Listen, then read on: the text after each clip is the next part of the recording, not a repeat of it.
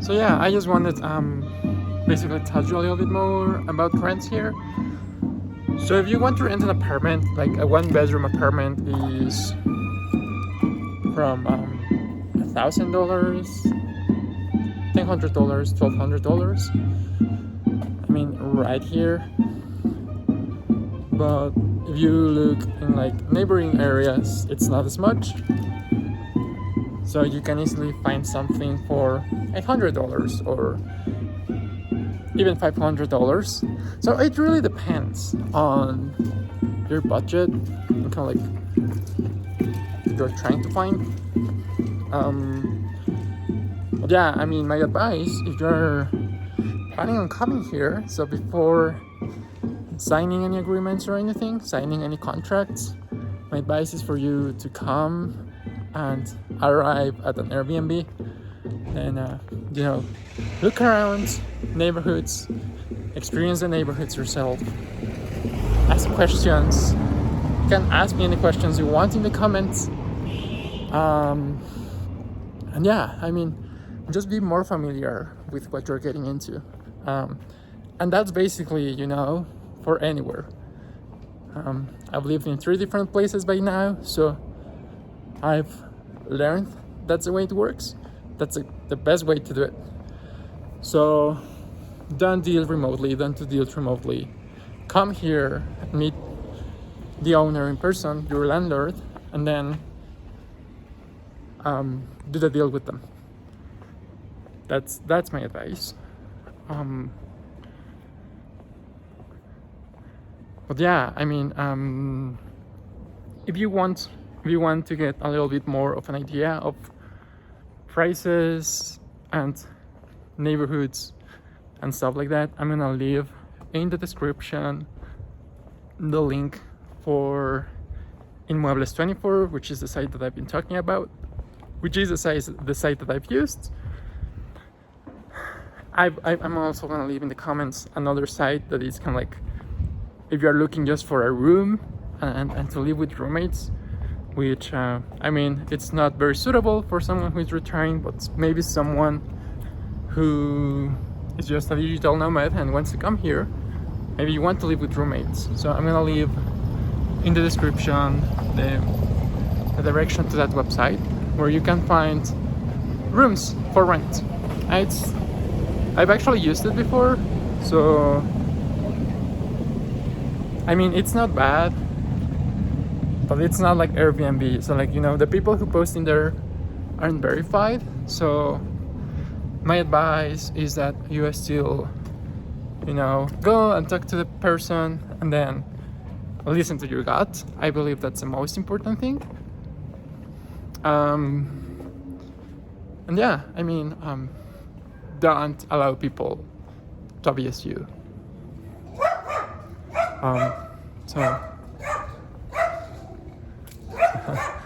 there's actually a little dog right there. And this property is actually also for sale. So, and it's actually, I love the architecture of it. So that's what it looks like. And it's very colorful. And all of these houses are really nice. I know how much is that property, but I'm guessing just around the price that I told you, between $700,000 and $1 million, which definitely not cheap. But if you're someone who's retiring and someone who's looking for, this is another property that's for rent. That's exactly what I was telling you earlier. You should look, for signs like that, where people just say, "Hey, I have a room for rent. You want to come and rent it?" And then you just call the number, and then the way it usually works is that you call the number. They're gonna give you the information, and then if you want, you can schedule a meeting for them to show you the room or the apartment, and then you just come see the room, and Usually the requirements for when you want to rent an apartment here, it's like they ask for 1 month rent. They ask for a deposit, which is 1 month worth of rent. And that deposit is used to ensure that you leave the apartment in the same condition as you got it. And also basically so a warranty. What I mean by warranty is like someone who can commit to pay the rent in case you default. Look at this, also a property for rent. For sale. And yeah, I mean, that's what they usually ask for. Someone who can pay for you in case you default. Well, there are some companies that you pay a fee, and then in return, it's kind of like an insurance policy in case you can't afford to pay rent anymore. There are some companies that specifically do that. So a lot of landlords will take this insurance policy if you don't have this person, which I know it's likely that you won't, because of course if you don't live here, you probably don't know anyone. But yeah, I mean, the architecture of these houses is beautiful, and we're actually about to get to Alta Vista, which is one of the most exclusive boulevards here in Mexico City. There are like kind of like very fancy stores and restaurants. But I actually came here because I wanted to show you Diego Rivera's house, which is also very beautiful. So this is a furniture store, which is actually very popular among foreigners. But in my experience, I don't think their furniture is really good, and it's also kind of pricey.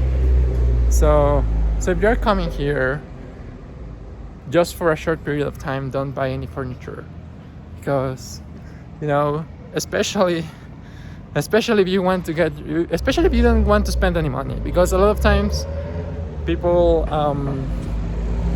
will buy furniture and then they will try and get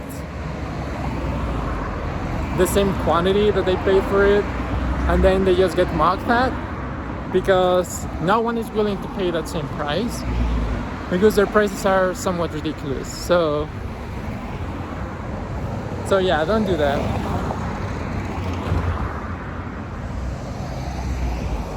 So this is what Avenida Alta Vista looks like. It's just a very long street, and with fancy stores.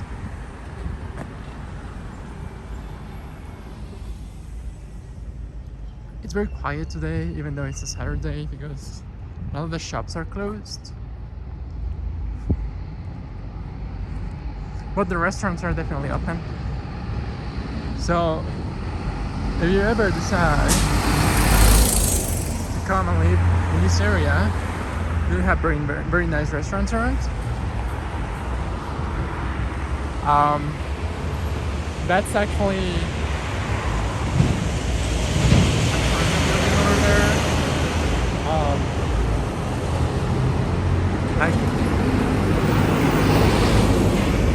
A lot of condos are currently being built, and of course, I mean, they're not as expensive. You can find a condo for anywhere from $300,000 to $500,000, and they're very nice condos.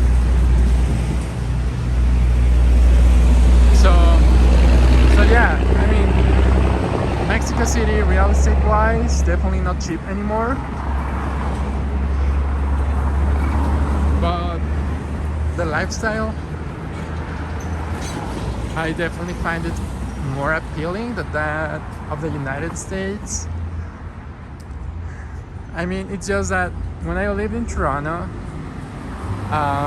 you know, food is super expensive. You can actually get quality ingredients for cheap, and like here, everything you get is fresh and cheap compared to the United States. Also, I mean, if you don't want to, you don't really have to drive, so that also saves up money. Like, no matter where you live, even if you live in, you know, outside of the main neighborhoods that I was talking about earlier, like, you can still get around because the public transit system is actually very well connected.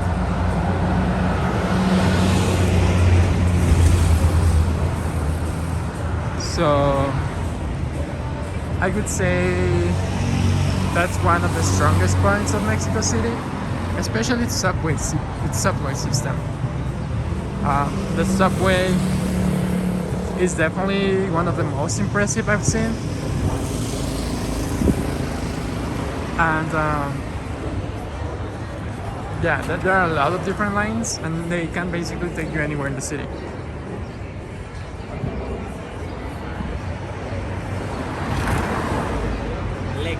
So, for instance, if you take the subway, it can leave you right outside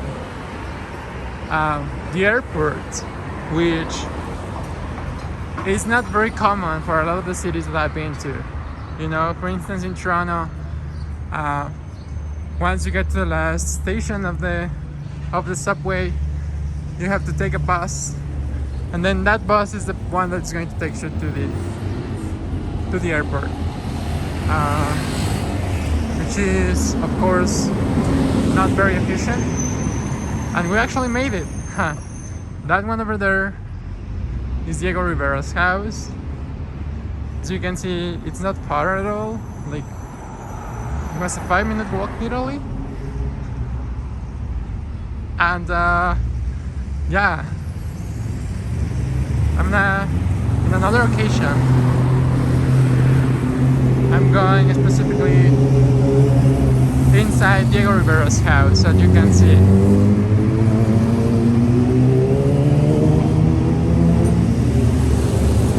It's actually kind of impressive to think that one of the most iconic artists of Mexico used to live there. As you can see, that's the sign: Museo Casa Estudio Diego Rivera y Frida Kahlo. And I just find it very cool that you have all of these museums and everything just within walking distance, which is actually rare. Sorry, so I needed to use the washroom, and that's actually one of the things that I really like about Mexico City. For instance, when I lived in Italy, bathrooms aren't very accessible over there, and in Mexico City, so there's basically one in every shopping mall that you are at. So I just came to the shopping mall because I needed to use the washroom. Yeah, that's something I really like about this city. So now I'm heading to Diego Rivera's house. I love the palm trees here. You know, actually, after living here for so long, like, people are not as used, you know, at looking at the sky. So like, people don't look at the sky very often, and then when you get the chance to actually look at the sky, you realize how beautiful it is. Well, you can see that's a dark cloud. So yeah, I mean, Mexico, there's definitely a lot of rain. Summers are rainy, but the good part is that it doesn't rain for a very long time. Like, it rains for an hour some days, or 2 hours, and then it doesn't anymore. Look at this is Diego Rivera's house.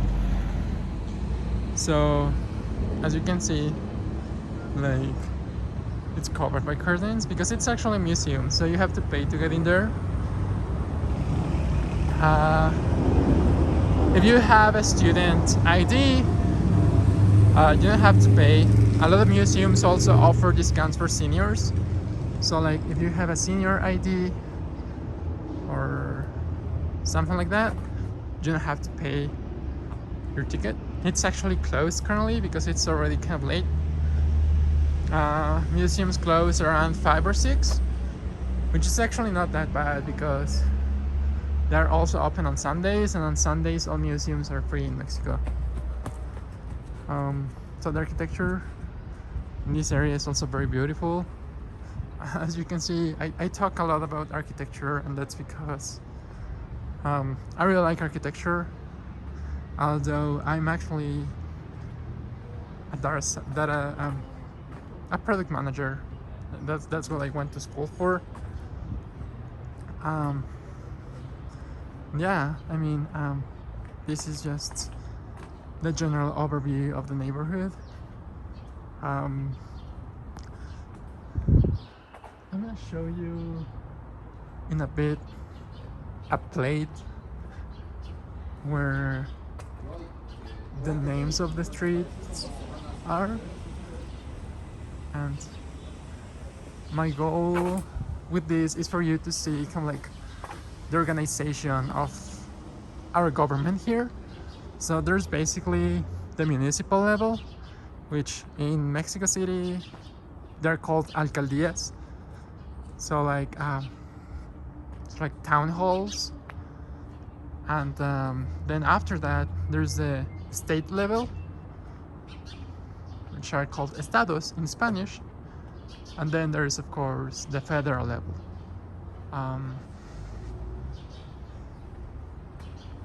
Look at that's a plate. It says Alcaldía a Obregón, Colonia San Angelín, postal code 01060, and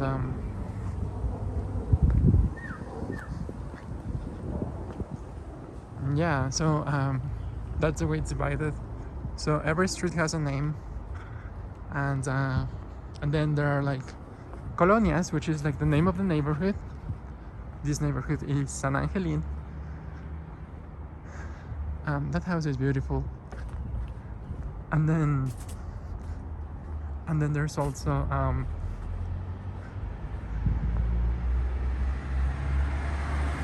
so after the neighborhood there is the postal code, of course, which is a group of neighborhoods, and then after the postal code it comes the municipal level.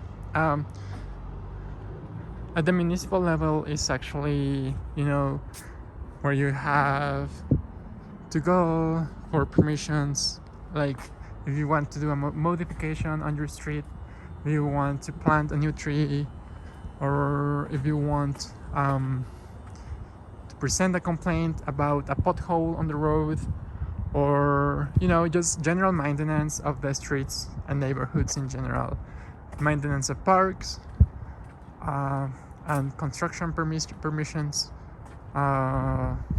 zoning permissions, and all of that. You have to go to the alcaldía. But for stuff like driver's licenses and yeah, I mean basically all that you need from the state government could be driver's licenses. Like, doesn't come to mind a lot of things other than that you're gonna need from them. Or if you buy a car, then of course, you know, the plates for cars, like all of that is regulated by the state government. So if you get a car, you know, usually the car dealerships do all of this process for you. Like they're going to go to the state government, and then they're going to have your plates processed in exchange for a fee, so you have to worry about that, which is actually my advice. It just saves you so many headaches. So in Mexico, the less you have to deal with bureaucracy, the better. Like a lot of times just paying a little bit more is worth it, because you don't have to go through those headaches, especially, you know, if you're a foreigner and you kind of like don't know the dynamics of things here. That's a smart choice to do. And then there's the federal government, for which you have to go, you know, for taxes and of course your revenue taxes. And if you have a business, you know, you have to pay taxes to the federal government, like the value added tax, and all of that. So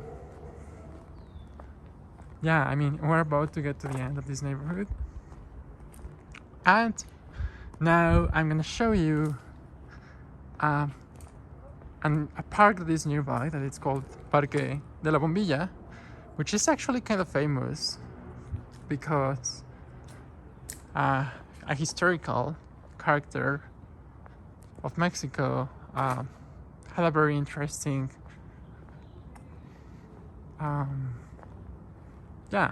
anecdote that happened there. So I'm gonna show you in a bit.